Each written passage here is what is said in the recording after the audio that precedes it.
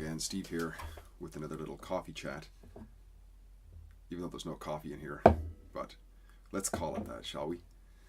I'm going to call this one Why I Think Democracy is Dead. Now, I did one yesterday on why I thought the Republic is dead, and sometimes these two things, these two constructs are somewhat similar and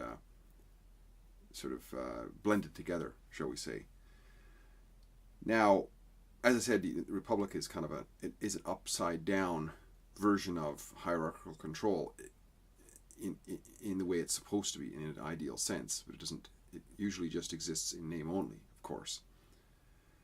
Democracy, on the other hand, is more of a wide open, I would say it's more wide open concept. There's lots of forms of democracy. For example, I'm involved in a Toastmasters club, and a Toastmasters club is democratic, right?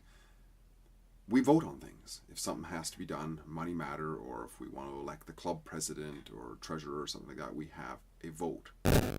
That's democratic. It's ruled by the people, right? But the difference is that in this system, everybody who's voting has a stake in the game. In other words, everybody is a paid member into that club. And in other words, we're stakeholders.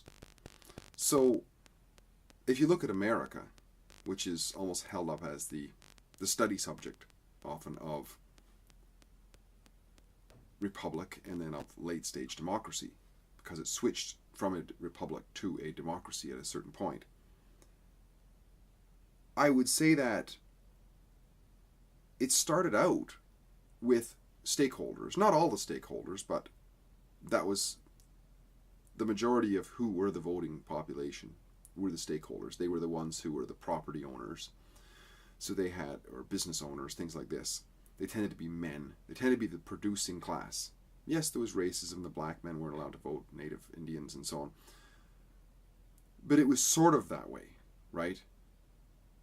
It was sort of those who were in the club voted. Just like Toastmasters Club. If you're in the club, you vote. If you're a visitor to the club, you don't get to vote, right? What happens, though, is that people feel disenfranchised. And people begin to grumble that we want the vote as well. And of course, there is a adept thieving class within every society who says, aha, let's try to help out these people to get the vote. And then they're always going to vote for us because we help them get the vote. And so what begins is a bunch of people who didn't have the vote, who then have the vote. So the voting population begins to grow. And no longer do you have just the producing class voting. You have the other classes voting. For example, when women got the vote, they weren't traditional producers as we think of them, of like financial producers. They weren't financial producers, they were homekeepers and so on. They got the vote. And as it turns out now, if you look at countries where women get the vote, 25 to 40 years or so later, you get a welfare state which begins the destruction of the society.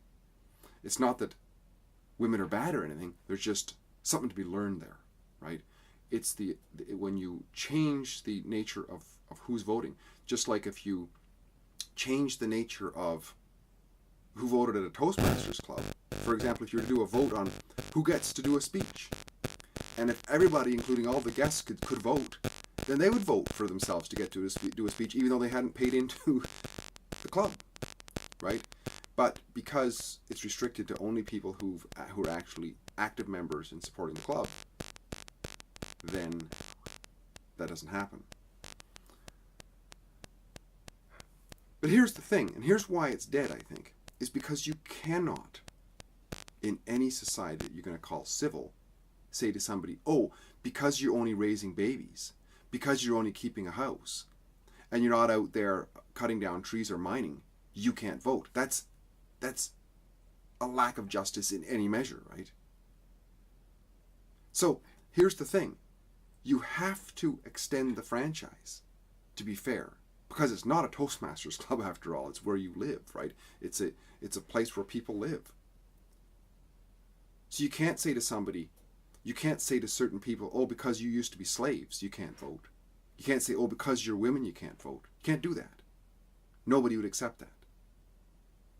But the reality is, when it happens, when the vote comes there,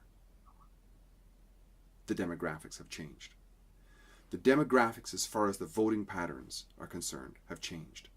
Men traditionally vote one way, women traditionally vote another way. Women vote more socialist, men vote more free market. It's been studied every way to Sunday, and this is what comes out as.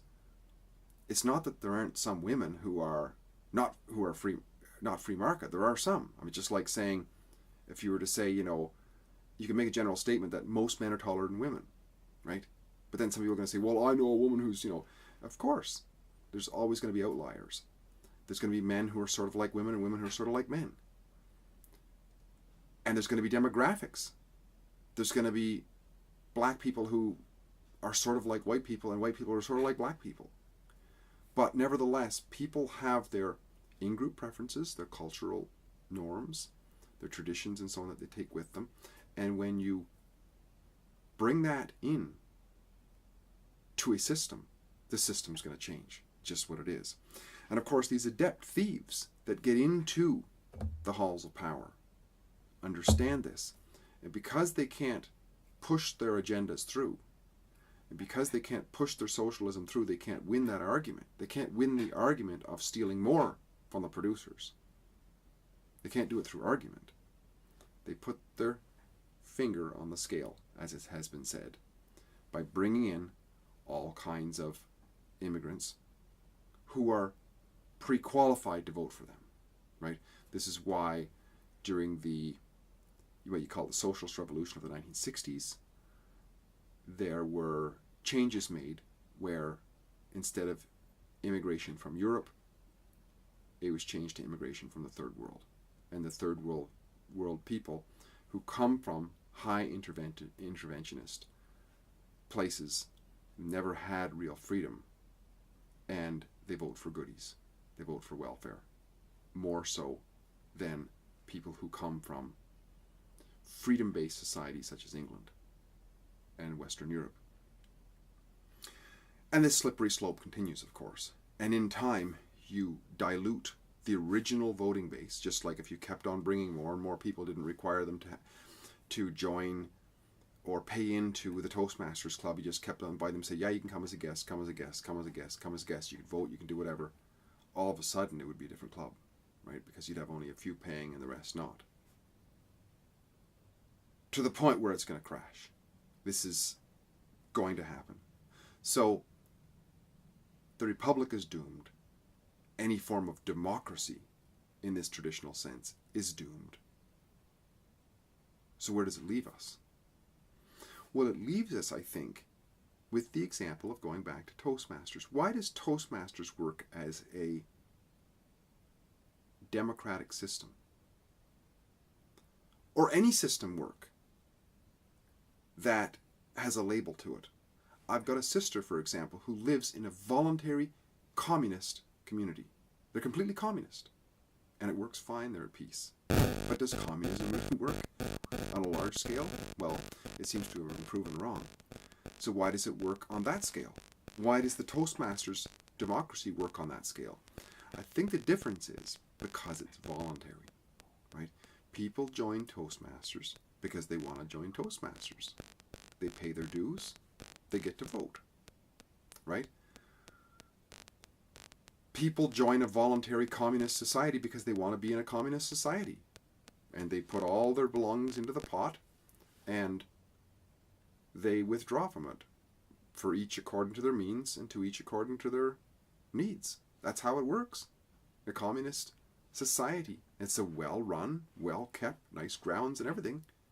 And they're all happy because they're there voluntarily, and if they want to leave, they can leave and go do something else, right?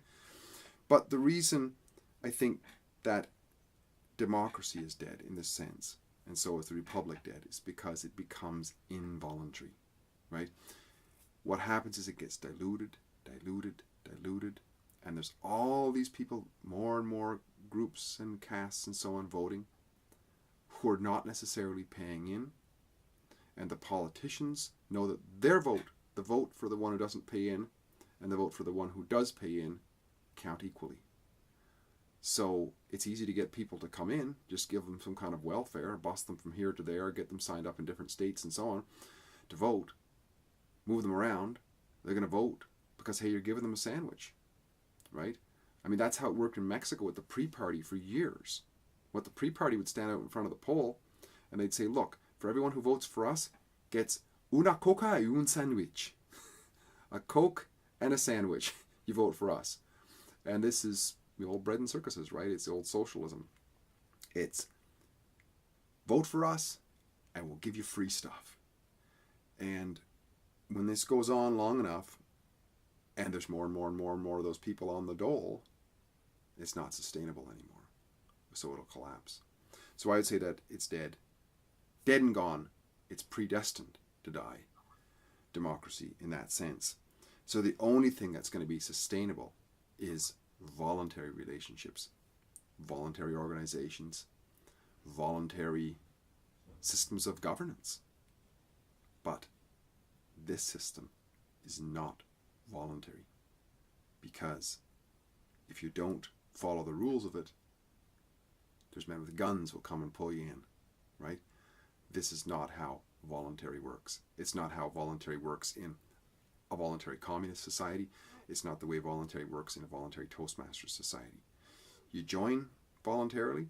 If you don't like it, you can leave. But you don't have to move. You just don't have to belong to that society, that organization. But you can stay living in your same house. This is something that has to be explored, I think. Voluntary societies. Because eventually, all forms of republic, as we know them, and all forms of democracy, as we know them, are dead. Steve here again. Great chatting. Talk again soon. Bye-bye for now.